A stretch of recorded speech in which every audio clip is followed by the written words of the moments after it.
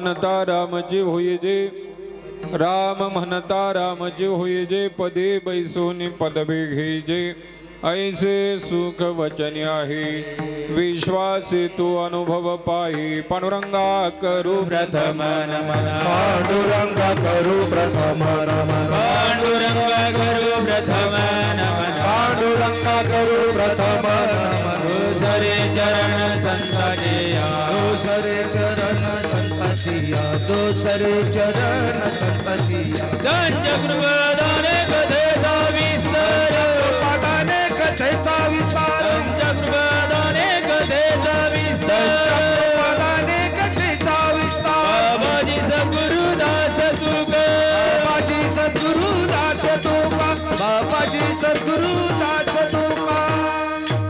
दयांचे केली स्मरण, होय सकळ विद्येचे अधिकरण, तेच बंधू श्री चरण श्री गुरुंचे नमस्कार होनी आता, काय माझी वाणी मानिल संतासी, रंजवू चित्तासी आपुलिया किमा श्री संताजी माता चरणावरी, साष्टांग करी दंडवत, शरण शरण एकनाथा, पायी माता देवीला, नका पाहू गुण दोष दालू दास पायांचा, राम म्हणता रामची होई जे, पदे बैसोनी पदवी घेजे, ऐसे सुख वचन आहे, विश्वासी तो अनुभव पाही. प्रस्तुत प्राप्त प्रसंगी प्राप्त स्थळी कीर्तन रूपी सेवे करता वा चिंतना करता निवडलेला अभंग जगदवंदनीय जगद्गुरु तुकोबाराय यांचा 4 चरणाचा आणि एकंदरी रामनामाचं सामर्थ्य वर्णन करणारा अभंग आहे. विठ्ठल विठ्ठल विठ्ठल विठ्ठल विठ्ठल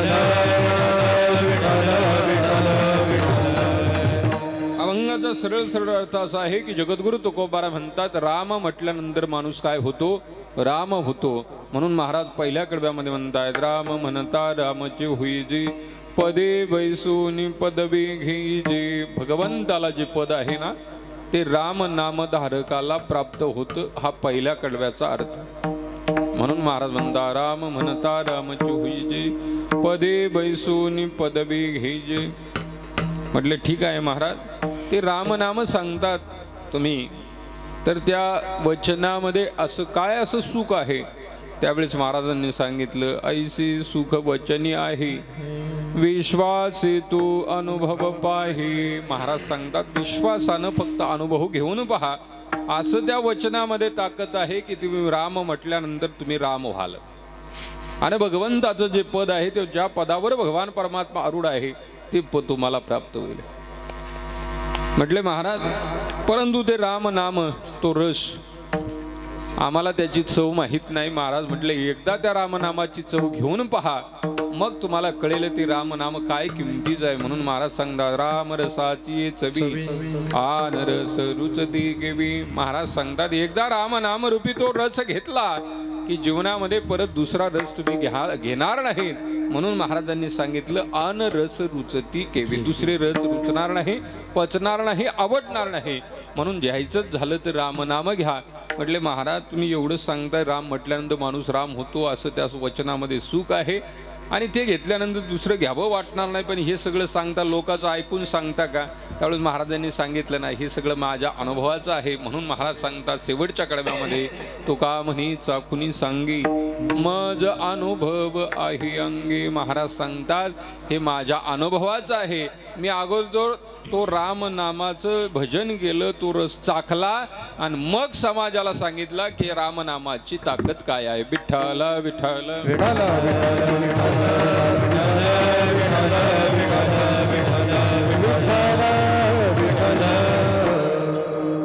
असो. अभंगाचा सरळ सरळ अर्थ सांगितला.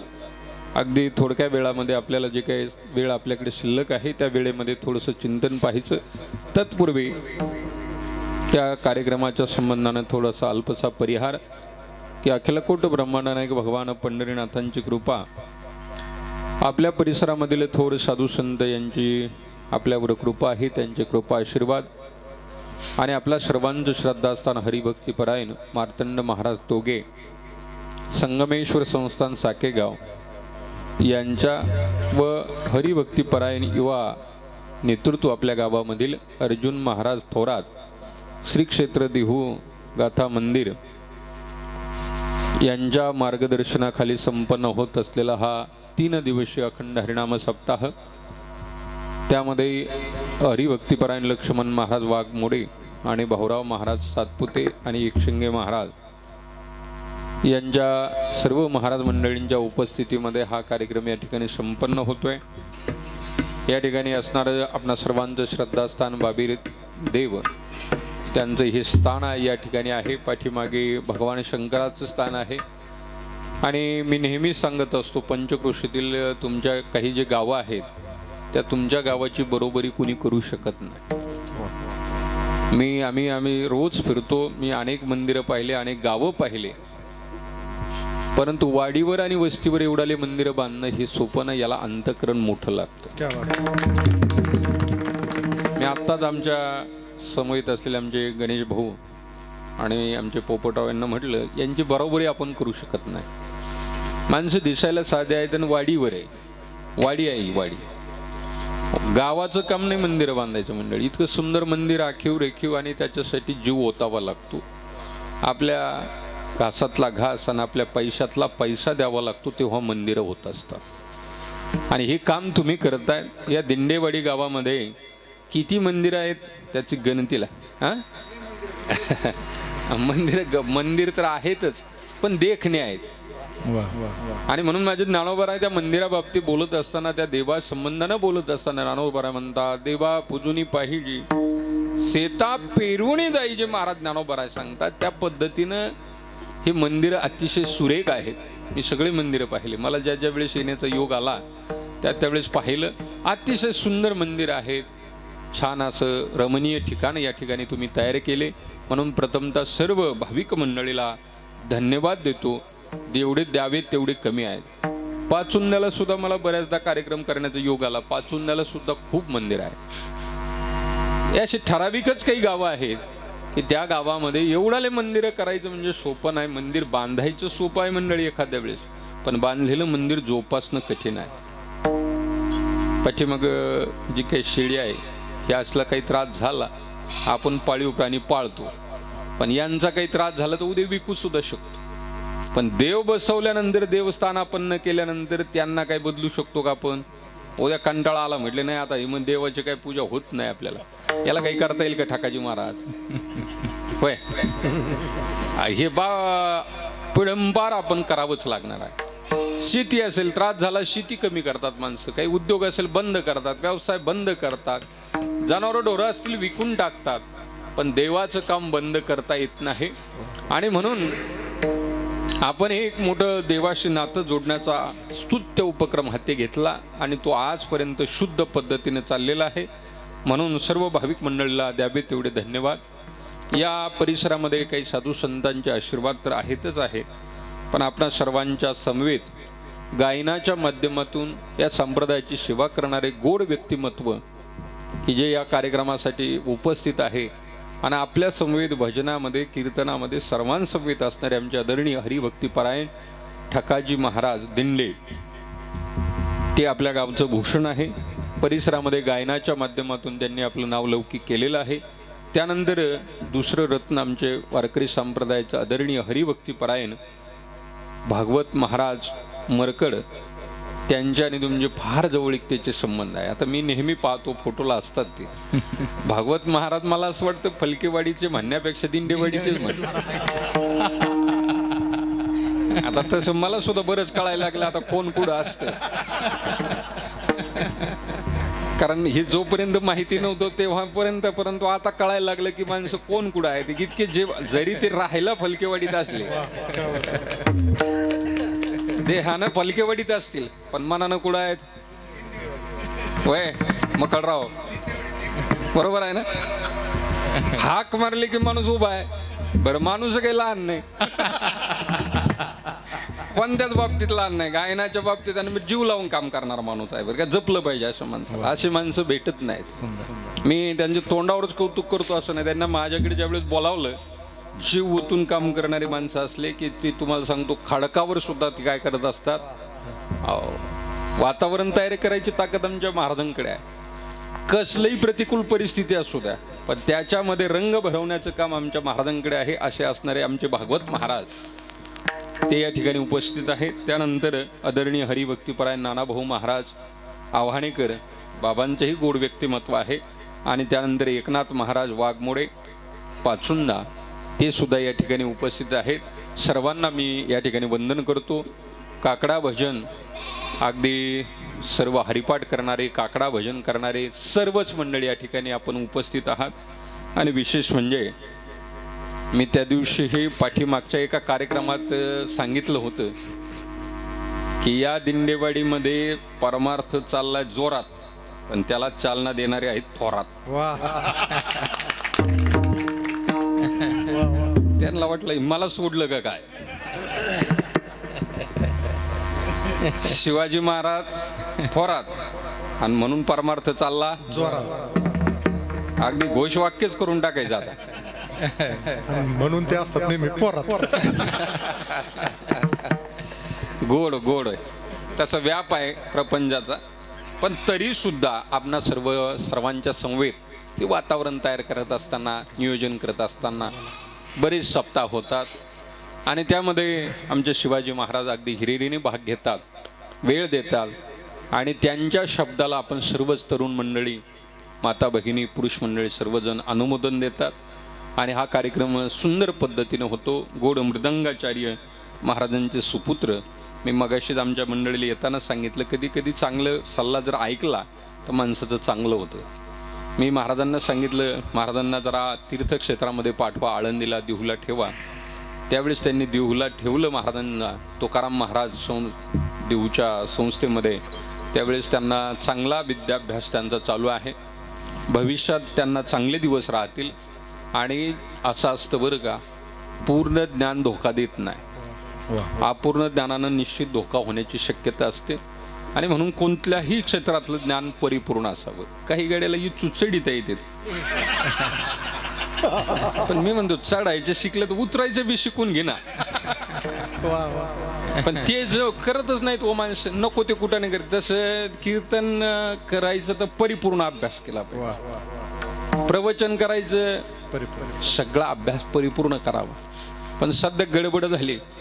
आणि त्यातली त्यात वारकरी संप्रदायामध्ये अशी गडबड आहे, मुलगा एखादा महिनाभर गेला आणि उगं कुठंतरी राहिला की लगेच त्याच्यात तू यूट्यूबला पाहिलं, 1-2 कीर्तनं पाहिले की पहिले भागवताचार्य होते, रामायणाचार्य होते भागवत महाराज, आता युट्यूबाचार्य म्हणायचे.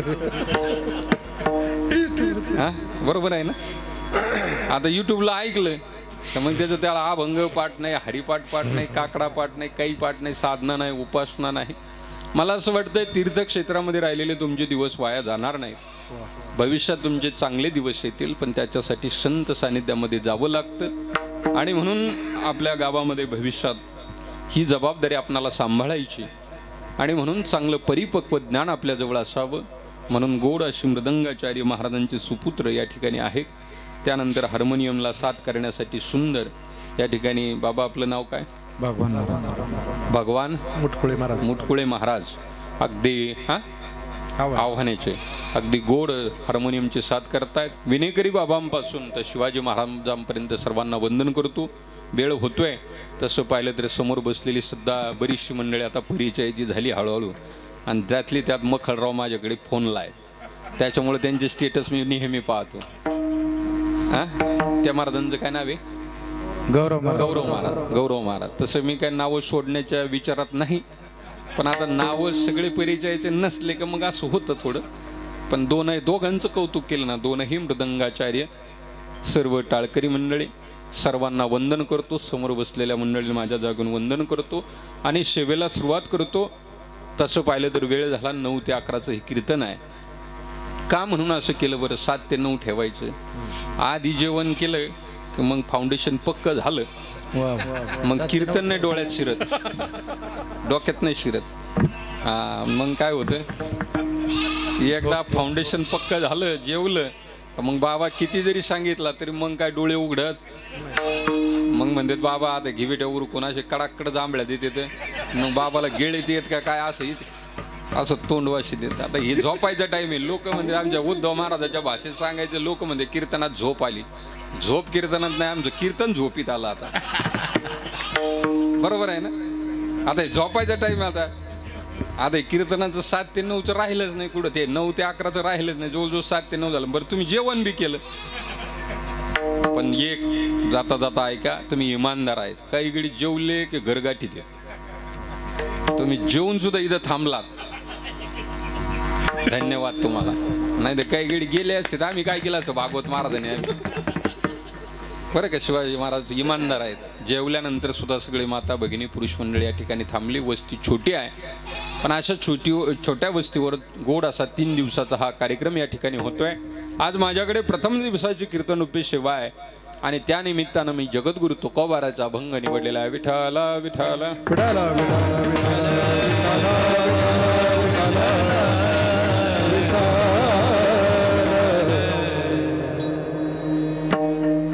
हातात घ्यावं लागलं. पहा, देवाचे फोटो पहा, कधीतरी घरामध्ये लावतो आपण. भगवान शंकराकडे काय आहे? त्रिशूळ आहे. प्रभू रामचंद्रजीकडे धनुष्य आहे. कृष्ण अवतारामध्ये कृष्ण परमात्म्याकडे सुद्धा काय आहे? परंतु संतांचा, एकही संतांचा फोटो दाखवा की त्यांच्याकडे हातामध्ये शस्त्र आहे. असेल तर शास्त्र असेल, आणि शास्त्र विचारानंच परिवर्तन होतं बरं का. आणि म्हणून नारद महर्षींच्या लक्षात आलं, याला शस्त्राची गरज नाही, शास्त्र विचाराची गरज आहे. आणि पावर का, अज्ञानी जीवाला जर शास्त्र सांगितलं ना तर त्याच्यात बदल होतो. पण आता सांगणारेच शास्त्र पाहत नाही. पाहून या ग्रंथ करावे कीर्तन. आता सध्या आम्हाला शास्त्र वाचण्यासाठी वेळ नाही. आम्ही काय सांगणार आहे, पण जर शास्त्रामध्ये सांगितलं ना तर वाल्यासारखा दुष्ट सुद्धा काय होतो, त्याच्या बुद्धीत बदल होतो. आणि असा बदल झाला. नारदानं विचारलं, बाबा हे करतो पण ते वाटेकरी आहेत का? विचारलं का कधी? अहो नाही ना, नाही. विचारून जा म्हटले. जरा घरी गेला, पळत गेला, विचारलं, परंतु एकही वाटेकरी व्हायला तयार. आणि मग मात्र वाल्याच्या लक्षात आलं की अरे बायको वाटेकरी नाही, मुलगा वाटेकरी नाही, आई वडील वाटेकरी नाही, मी हे कशासाठी करतोय हे पाप? कोणाचं सांगतोय मी? आणि वाल्यापुरतच ठेवा, आपल्याशी जोडू नका. अरे आपण सुद्धा एक वालीच आहोत. कीर्तन ऐकत असताना हे आपल्याशी सुद्धा जोडत जा की आपले घरचे वाटेकरी आहेत का आपल्या कामात. हे त्याच्या पुरतं ठेवायचं नाही, आपल्याशी सुद्धा जोडायचं ना. आपण सुद्धा कोण आहेत? अरे एक प्रकारचे वालीच आहोत ना. ते आपल्या या कर्मामध्ये सहभागी आहेत का हे पाहायला पाहिजे. आणि मग या दृष्टांतामधून केवळ नारदाचा आणि वाल्यापुरता ठेवायचा नाही, तो आपल्याशी सुद्धा जोडायचा बरं का. आणि मग नारद महर्षीने सांगितल्यानंतर वाली जाऊन विचारतोय, वाटेकरी होत नाही.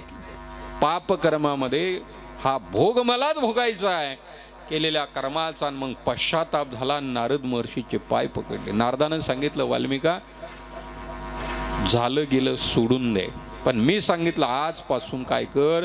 रामनाम कर. रामनाम कर म्हटल्यानंतर रामनामाचा उपदेश केला. पण ऐका बरं का, आयुष्यभर मारायची सवय लागल्यामुळे राम तोंडाला येणार. मरा मरा मरा मरा मरा असं म्हणू लागला. मरणं आणि मारणं हेच माहिती होत. मग 3 वेळेस मरा मरा म्हटलं की 2 वेळेस काय होतं? राम राम राम होत.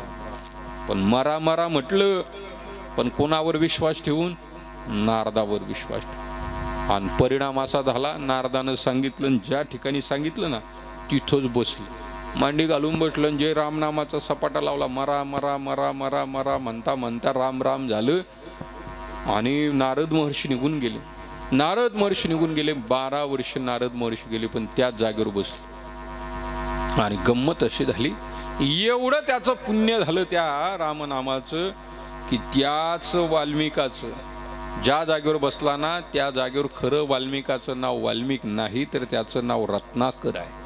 रत्नाकर आहे. परंतु संस्कृतमध्ये वारुळाला वाल्मिक म्हणतात. या रत्नाकराच्या अंगावर ज्या जागेवर बसला 12 वर्ष त्या जागेवर वारुळ तयार झाले.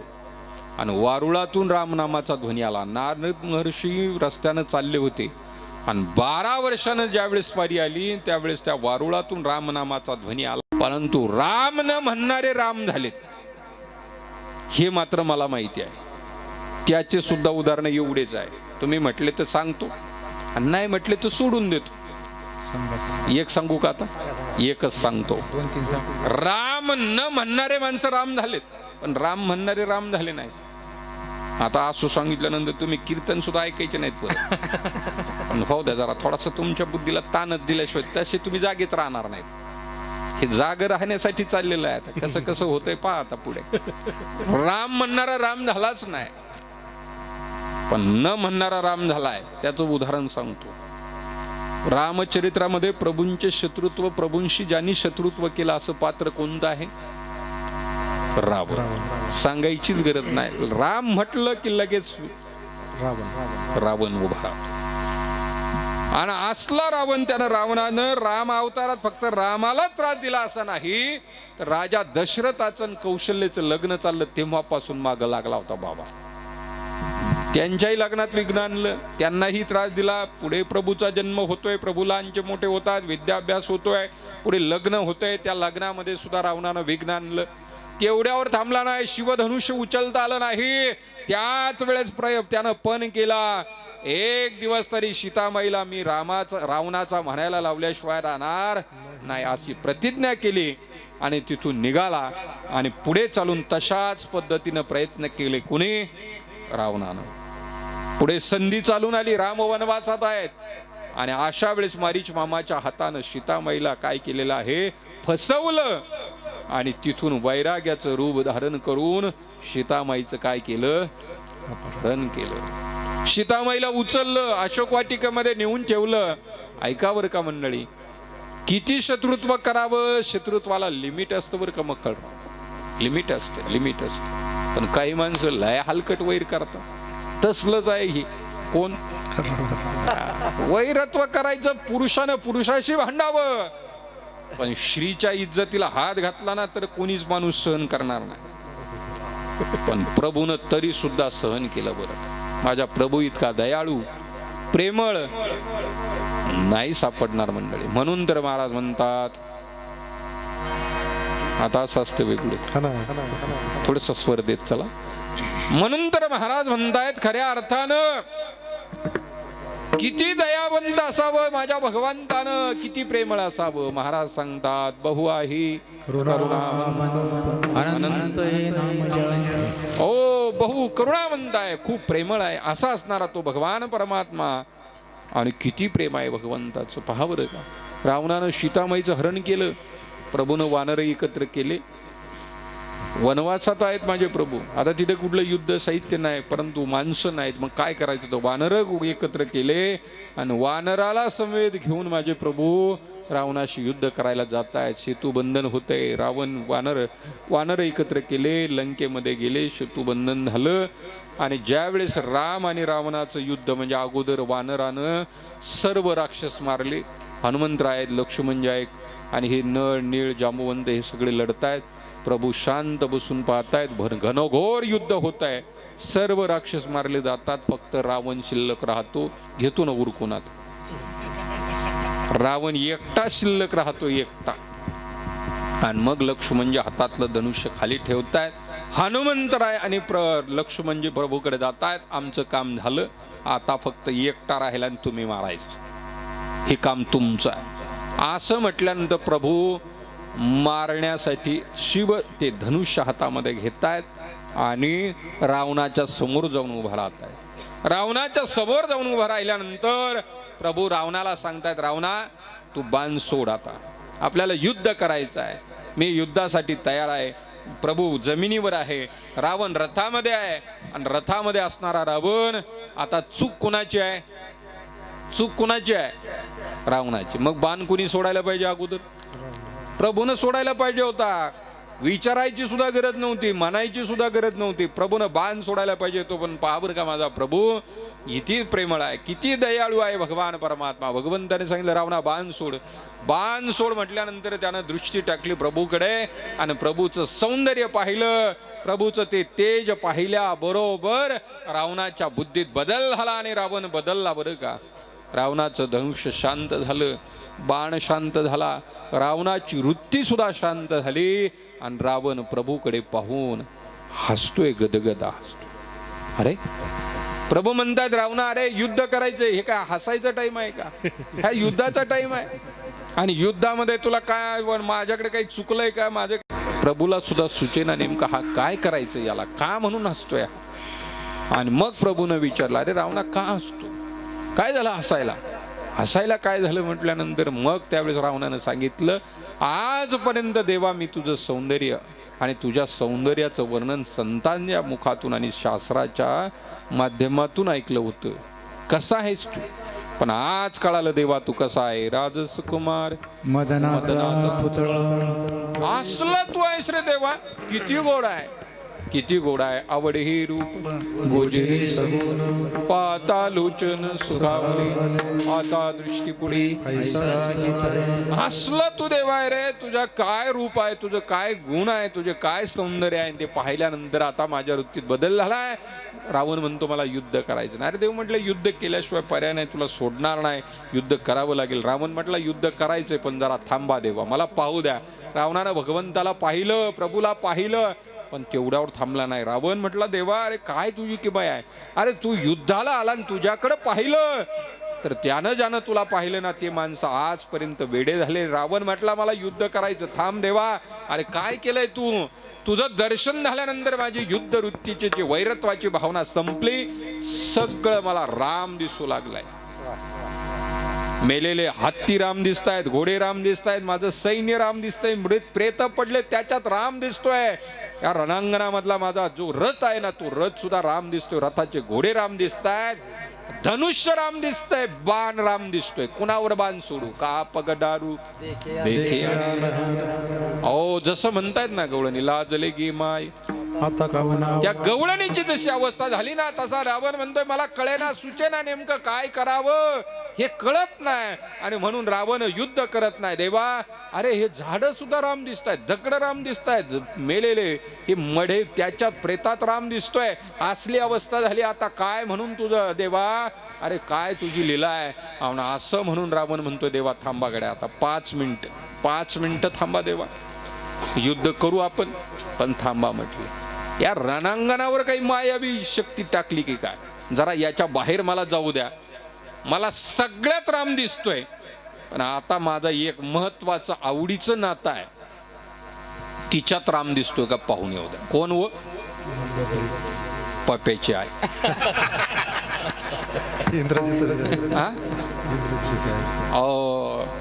तिच्यात राम दिसत नाही बरं का, तिच्यात राम पाहतचा कधीतरी.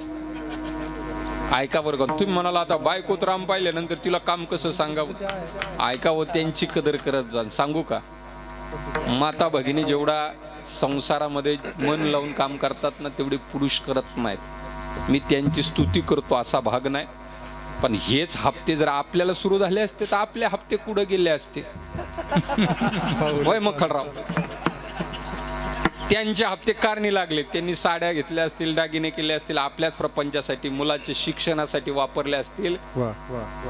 सांगू का तुम्हाला, चालती बोलती लक्ष्मी, मंदिरात गेलेली देवी तुम्हाला बोलेल की नाही बरं का मला वाटत नाही, पण आपल्या सोबत जी प्रपंच करते ना ती एक प्रकारची देवीच आहे, तिचं कधीतरी कौतुक करत. आणि म्हणून शासनाच्या सुद्धा लक्षात आलं, यांना हप्ते देण्यापेक्षा त्यांना जीव लावा. हा पण त्यांचे वाया गेले नाहीत ना पैसे, मी तर बोलतो, त्यांचे कामाला लागले, मी तर बोलतोय. असो असलं ना तर रावण म्हटला माझी बायको आहे बायको, आणि तिच्यात राम दिसतोय का नाही पाहायचंय म्हटला. रावण म्हटला शस्त्रात टाकून दिलं आणि पळत निघाला. देवाला असं वाटलं पळून जाते की काय, तो म्हटला पळून जाणार नाही, परत येतो, पण जरा मला जाऊ द्या. गेलो, जाताना रस्ता सुद्धा राम दिसतोय, झाडं राम दिसतायत. राजवाड्यासमोर गेल्याबरोबर राजवाड्याचं महाद्वार पाहिलं, त्याच्यात राम दिसतोय, दगड राम दिसतायत, भिंती राम दिसतायत. अरे हे काय झालंय, सगळं राम दिसतंय. म्हणून दारामध्ये गेला आणि महाद्वारामधून आवाज दिला, मंदोदरी. आवाज दिल्याबरोबर मंदोदरीनं हातातलं काम टाकलं, पळत आली. नक्कीच माझ्या पतीनं विजय सभा रणांगण गाजवलंय, आणि आता माझ्या पतीचं काय करायचंय, त्यांचं औक्षण केलं पाहिजे. आणि म्हणून पळत आली, हातातलं काम टाकून, विजय झालेच वाटतं. आणि म्हणून पळत आली, पाहते तर रावणानं युद्ध केलेलं नव्हतं, आणि रावण हसत होता.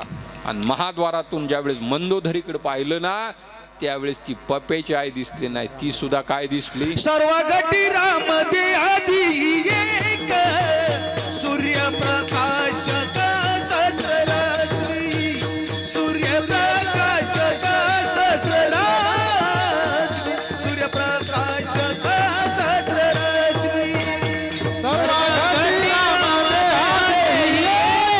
सूर्यप्रकाश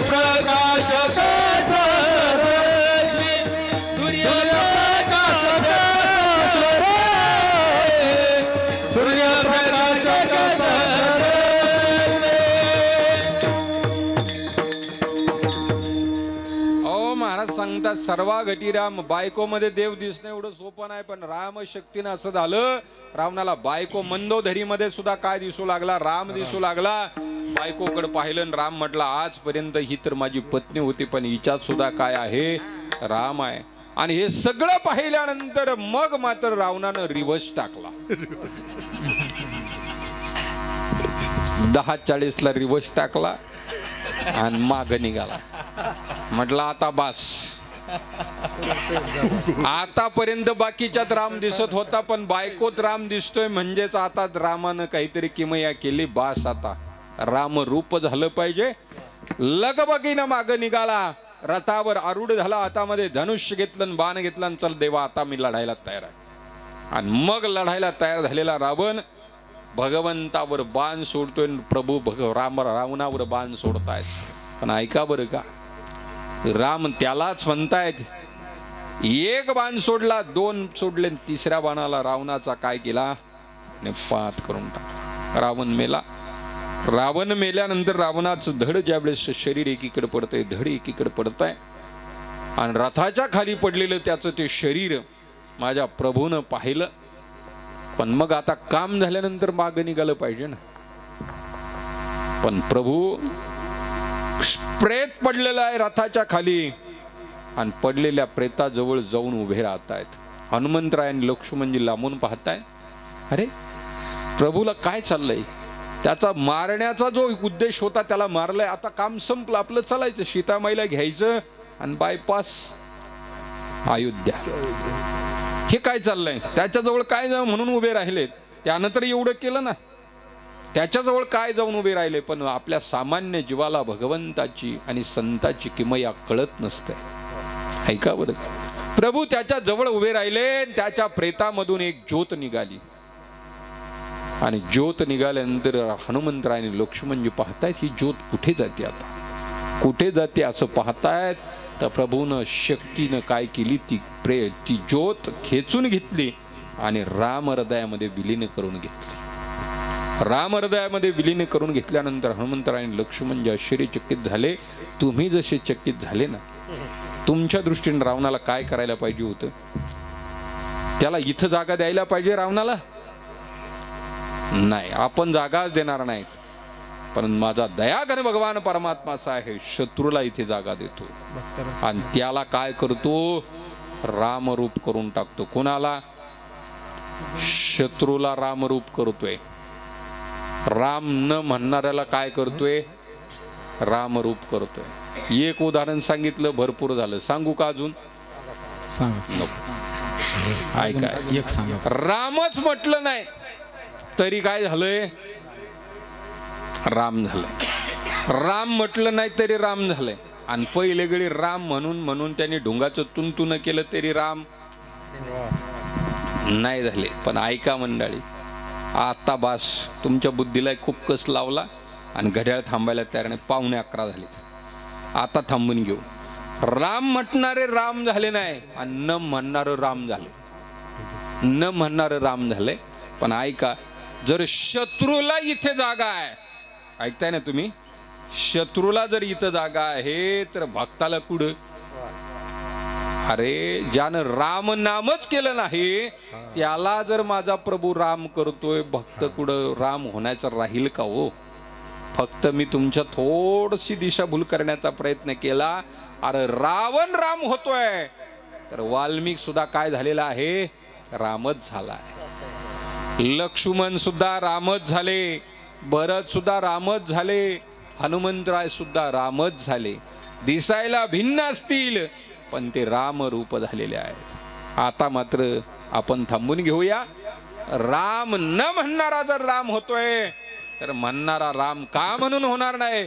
म्हणून तर महाराज अभंगाच्या पहिल्याकडे हे राम म्हणता रामची होई जे, राम म्हणता रामची होई जे, राम म्हणता रामची होई जे, राम म्हणता रामची होई जे, राम म्हणता रामची होई जे, राम म्हणता रामची होई जे, राम म्हणता रामची होई जे, राम म्हणता रामची होई जे, पदी बैसोनी पदवी घेई जे, पदी बैसोनी पदवी घेई जे, ऐसे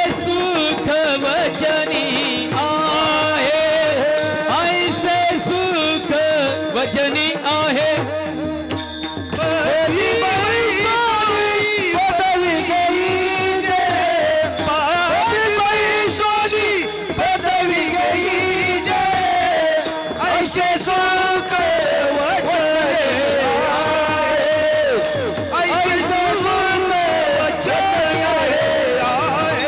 हे राम म्हणता रामाची होई जे, पदी बैसोनी पदवी घेई जे, पदी बैसोनी पदवी घेई जे, पदी बैसोनी पदवी घेई जे, पदी बैसोनी पदवी घेई जे, राम म्हणता रामाची होई जे, पदी बैसोनी घेई जे, पदी बैसोनी पदवी घेई जे, पदी बैसोनी घेई जे, पदी बैसोनी पदवी घेई जे. ओ महाराज अभंगाच्या पहिल्या कडब्यामध्ये सांगतायत राम म्हणता रामची होई जे, पदे बैसूनी पदवी घे जे. महाराज सांगतात राम म्हटल्यानंतर माणूस काय होतो, राम होतो. मी विना उगाच थोडासा वेळ दिला, कारण काय होतं कीर्तनामध्ये झोप येते आणि म्हणून तुम्हाला थोडासा बुद्धीला तुमच्या कसा असावा म्हणून थोडीशी तुमची जरा लक्षपूर्वक ऐकावं म्हणून तसं केलं होतं. वास्तविक पाहता न म्हणणारा जर राम होतो तर म्हणणारे कुठे जातील, ते सुद्धा रामच होतील. आणि म्हणूनच तुकोबाराय म्हणतात राम म्हणता रामची होई जे, पदे बैसोनी पदवी घेजे. बरं ऐका बरं का, देव माझ्या दासाला आपलं पद देतो बरं का, आणि संत आपलं पद देतात. तसं व्यवहारातले पद कोणी कोणाला देत नाही, आणि पद दिले असते तर एवढ्या लढाई झाल्या बी नसत्या. आता हे सांगायची काही गरज, तुम्ही सुज्ञ मंडळी आहात. पण ऐका मंडळी, व्यवहारामधलं हे सांगायचंच नाही, पण आध्यात्मिक क्षेत्रामध्ये देवानं आपलं पद दासाला दिलंय. नामदेव महाराजांना दीपवाळीच्या सणाला भगवंताला बोलावल्यानंतर दीपवाळीच्या सणाला देव म्हणतात मी येतो, पण माझ्या जागेवर नामदेवा कोण काम करेल. शेवटी वेळ होतोय, दृष्टांत मोठा आहे, पण देव येत नाही. त्यावेळेस नामदेव महाराज म्हणतात देवा मी तुझ्या जागेवर उभा राहतोय. देव खाली येत आहे तर नामदेवाला उभा करताय. पदी बैसोनी पदवी घ्यायचे. देवाच्या जागेवर उभा राहणं शक्य नाही, परंतु देव भक्ताला आपलं पद देतो. पदी बैसोनी पदवी घ्यायचे. आणि म्हणून ज्याला जर देव पदवी किंवा संत पद पाहिजे असेल तर संतांचं दास व्हा आणि भगवंताचं दास व्हा. त्याला काय करावं लागतं, दास होण्यासाठी फक्त भजन करावं लागतं. ते कसं करायचं, विठोबा रखुमाई,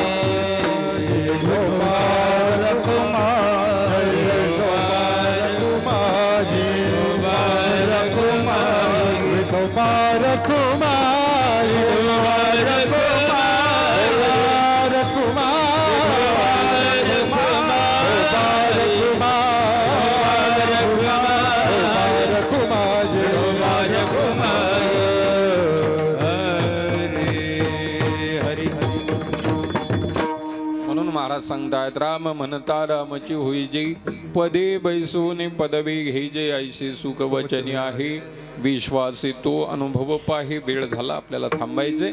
खऱ्या अर्थानं महाराज सांगतात ऐशी सुख वचनी आहे विश्वास तो अनुभव पाहे. पारमार्थिक क्षेत्रामध्ये या भक्तीच्या क्षेत्रामध्ये विश्वासानं काम केलं पाहिजे तरच देव भेटतो बरं का, तरच संत भेटतात. विश्वास नसेल ना तर त्याच्यासाठी मी सांगून जाईल बरं का, ज्याचा विश्वास नाही ना त्यानं परमार्थच करू नये. आमच्या या परमार्थिक क्षेत्रामध्ये असं ज्याचा विश्वास आहे ना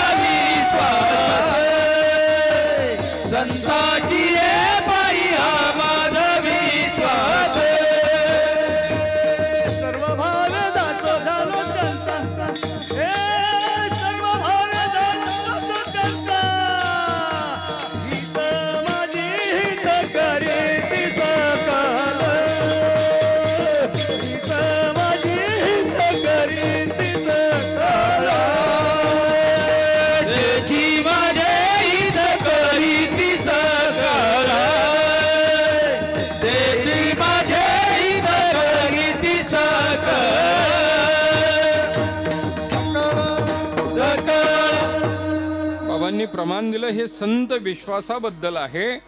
आणि देवांच्या संदर्भात देवाजवळ जर विश्वास ठेवायचा असेल तर महाराज सांगता भाव धरी तरी तारील पाषाण. ओ देवावर तुम्ही ऐकावर का, आपण सगळी मंडळी आतमध्ये जी मूर्ती आहे ती कशाची आहे बोला की राव, दगडाची आहे. पण दगडामधून सुद्धा देव प्रगट होतो हे बाळू मामानं दाखवून दिलं. ऐकावर अरे तुम्ही दगडावर विश्वास ठेवा, तुम्ही प्राण्यावर विश्वास ठेवा, पक्षावर विश्वास. शुद्ध ज्याचा भाव झाला दुरी ही देवताला, दुरी नाही देवताला, दुरी नाही देवताला. शुद्ध ज्याचा भाव झाला दुरी नाही देवताला, दुरी नाही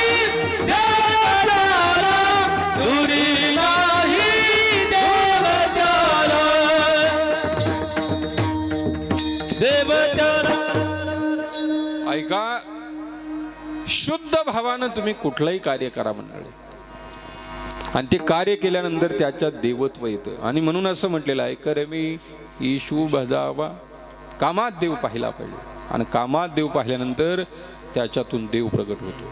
बाळू मामा काय करत होते, मेंढ्या राखत होते, पण मेंढ्यातून देव प्रगट व्हावा, दगडामधून देव प्रगट व्हावा त्याच्यासाठी पहा बरं का, त्याच्यावर सुद्धा तेवढा विश्वास ठेवावा लागतो. आणि विश्वासाशिवाय हे काम होत नाही. म्हणून विश्वास तू करी स्वामीवरी सत्ता.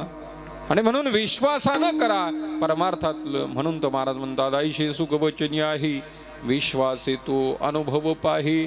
महाराज सांगतात रामरसाची चवी आन रस रुचती केवी. महाराज सांगतात रामरस कसा आहे, तो खाल्ल्यानंतर दुसरे रस खावे वाटत नाही. व्यवहारामध्ये बरेच रस आहे. किती रस आहे, षडरसानं युक्त असणारं जेवण आपण रोज करतो आणि ते जेवण करूनच आपण जीवन जगतो. आणि हे शरीर काय आहे, अन्नमय कोश आहे. याला काय लागतं, अन्न लागतं. पण जे अन्न खातो ना ते खारट तुरट आंबट तिखट गोड असं षडरसाचं अन्न लागतं बरं का. आणि ते एकच रस खाऊन पहा, रोज तो रस खाणार नाही. जेवण असलं तर जेवणामध्ये पहा तिखट भाजी असते, भाजीच्या सोबत त्या भाजीला मीठ असतं, मिरची टाकतो मीठही टाकतो. मिरची तिखट आहे आणि मीठ खारट. एवढ्यावर भागत का, जेवढ्यावर भागत नाही त्याला लोणचं लागत नाही. लोणचं कसं आहे, आंबट, म्हणजे षडरसानं युक्त जेवण लागतं आपल्याला. एवढ्यावर भागत नाही, थोडा स्वीट आयटम लागतो. बरोबर आहे गणू भाऊ, थोडं गोड लागतं. हे जसं जेवणाचं आहे ना, मग असलं जेवण असलं की खावं वाटतं. पण ऐका बरं का, त्याचा सुद्धा चव कळाल्याशिवाय खात नाही माणूस. हॉटेलवर कोणत्या जेवायला जाता, ज्याची चवच माहित नाही त्याच्यावर जाता का ज्याची चव माहिती झाली त्याच्यावर जाता? इमानदारीने बोलायचं. महाराजांचं प्रमाण आहे, खादलेची खाबे वाटे भेटेल भेटी आवडी. महाराज सांगतात जे खाल्लं ना तेच खावं वाटतं आणि जे भेटले तेच भेटावे वाटतात. ज्यांची ओळखच नाही ते भेटावे वाटतात का? ज्यांची ओळख आहे ते भेटावे वाटतात आणि जे खाल्लं ते खावं वाटतंय. पण ऐका बरं का, व्यवहारातले पदार्थ खाण्याची इच्छा निर्माण होते पण त्यात खाल्ल्याशिवाय नाही. पण रामरस असा आहे, तो कधी खा, कुठेही खा, कसाही खा, तो पुन्हा पुन्हा खावा वाटतो. त्याच्यापासून काय होत नाही, मन विटत नाही. म्हणून तर महाराज म्हणतात रामरसाची चवी आन रस रुचती घेवी. महाराज सांगतात दुसरे रस पचणार. रामरसाची रुची कळली की दुसरा रस खात नाही माणसं. आणि म्हणून त्याच्यासाठी जाता जाता एकाच मिनिटात थांबायचं. घड्याळ पुढं पळते म्हणून मी तुम्हाला म्हणू दिलं नाही. 2 कडवे सरळ घेतले. शेवटला तुम्ही एकदा छोटीशी भगवत महाराज भैरवी म्हणतील आणि कार्यक्रम थांबेल. फक्त व्यवहारातले जर जास्त रस खाण्याचा जर प्रयत्न केला ना तरी सुद्धा त्रास होतो. जाता जाता 1 मिनिटात एक जावई बापू सासरवाडीला गेले. आता सासरवाडीला गेल्यानंतर गंमत अशी झाली, जावयाचं सासरवाडीचं नातं अतिशय कनेक्ट, जिवंत नातं असणार. बाकीचे नाते मरत येत काल ओघामध्ये, पण हे नातं जसं असं कनेक्ट असतं. पण त्याला खूप लोकांचे जीव लावतात. पण त्याला सुद्धा मर्यादा आहे बरं का. नवीन जावयाचे जेवढे कौतुक होतं तेवढं जुन्याचं होतंय का? आता बाबा टोपीवाले बाबा आता जमत काय, सासरवाडीला गेलो आता काय ते म्हणजे जुनं जावई झालं येताचे का वास, मग तर मिटलं वाद. जरा लांबचा जावई पाहिजे. आणि मी सांगतोय काय, आता जावई बास जर गेले तर मग सासूबाईच्या दृष्टीने जावई आले म्हणजे सगुण ब्रह्म. आता जावई आले म्हणजे काय महाराज आले होते, बसले कुठं, आले कुठं, घेतलं पाणी, काय केलं काय, तसं नाही. जावई यायचे म्हणजे अक्षरदानी, मच्छरदानी, 10-5 जणांची तानातानी, कोणी चहा द्यायचा, कोणी पाणी द्यायचं, कोणी काय करायचं. आणि योग असं जावई बाप्पू आले, सासूबाईनं पाहिलं, पाणी द्यायला सांगितलं, मुलाला चहा दिला आणि म्हटले आता जेवायचा टाइम झालाय, आता जेवायला केलं पाहिजे. आणि म्हणून म्हटले जावई बाप्पू काय आवडतं तुम्हाला, आता बऱ्याच दिवसांनी येणं झालं, काय भाजी खायची? जावई बाप्पू म्हटले आता जरा पाऊस पडला, आता नवीन शेतात भाजीपाला आला आणि जावई बाप्पूला मेथीची भाजी आवडत होती. जावई बाप्पूने सांगितलं मेथी आवडती, मेथीची भाजी. आता मेथीची भाजी आवडती म्हटल्यानंतर सासूबाईला डोकेबाज होत्या, त्यांचं स्वयंपाकात PhD झालेली होती. त्यांनी मेथीच्या भाजीच्या 5-6 भाज्या केल्या होत्यात. 5-6 भाज्या, कोरडी भाजी केली, पातळ भाजी केली, डाळ मेथी केली, एवढ्यावर भागल्याने मेथीचे पराठे केले, मेथीचे लाडू केले. ठाकाजी महाराज लय आश्चर्यचकित झाले बुवा, अजून किती सांगत येत. असले मेथीचे प्रकार केले, ताट गज भरिलं आणि ताट गज भरून ठेवलं. जावया पुढं आणून मांडलं सगळे पदार्थ. पाहिलं जावया बापून, ताटाकडे पाहिलं, सासूकडे पाहिलं, ताटाकडे पाहिलं, सासूकडे. नेमकं ते म्हणलं सासूबाईनं तर आपली तर जिरवली म्हटला. फक्त मेथी खायची म्हटल्यानंतर ताटात दिसणारे सगळे पदार्थ कशाचे आहेत आता? मेथीचे. पण जावई लय चाबरट होत, ते रोज फिरत होतं सप्त्याला. त्यानं ताटाकडे पाहिलं आणि सासूकडे पाहिलं आणि म्हणला मामी शेतात काय? म्हणले मेथी. मेथी म्हणला मग मेथी जर शेतात आहे मग वाफ्यातच चरून आलो असतो म्हणलं, ताटात काय आणलं? हे ताटात काय आणलं म्हणला, लय त्रास घेतला म्हटला तुम्ही. ऐका माझा दृष्टांत संपला, मला सिद्धांत सांगायचा आहे. जावायला नीट करण्यासाठी सासूबाईने जसं केलं ना त्याला नीट, तसं हे वेळ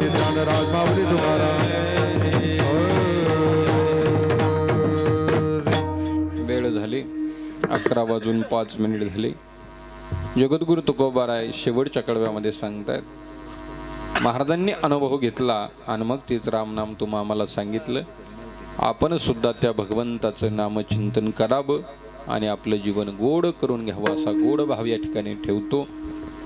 आपल्या सर्वांचं श्रद्धास्थान बाबीरदेव त्यांच्या पवित्र पावन दरबारामध्ये चालू असलेला अखंड हरिनाम सप्ताह, त्यातली पहिल्या दिवसाची कीर्तनरूपी सेवा नामपर अभंगावर असावी आणि म्हणून जगद्गुरु तुकोबारांच्या अभंगावर थोडंसं चिंतन करण्याचा प्रयत्न केला. वाकडे की नीट देव जाणे या ज्ञायानं या ठिकाणी थांबूया. सर्व मंडळीला धन्यवाद देतो. गायक, वादक, मृदंगाचार्य, आपणा सर्व श्रोते मंडळींना, माता भगिनी, पुरुष मंडळी सर्वांना वंदन करतो आणि सेवेला पूर्ण विराम देतो. माझ्या समवेत आमचे गणेश भाऊ मोठे व्यापारी आहेत, ते या कार्यक्रमासाठी उपस्थित आहेत. माझे मित्र पोपटराव जाधव ते या कार्यक्रमासाठी उपस्थित आहेत. आमच्या घरी कार्यक्रम चालू आहे वडिलांच्या पुण्यतिथीचा. खूप व्याप आहे, पण तरीसुद्धा थोरात महाराजांनी सांगितलं आणि ती सेवा स्वीकारली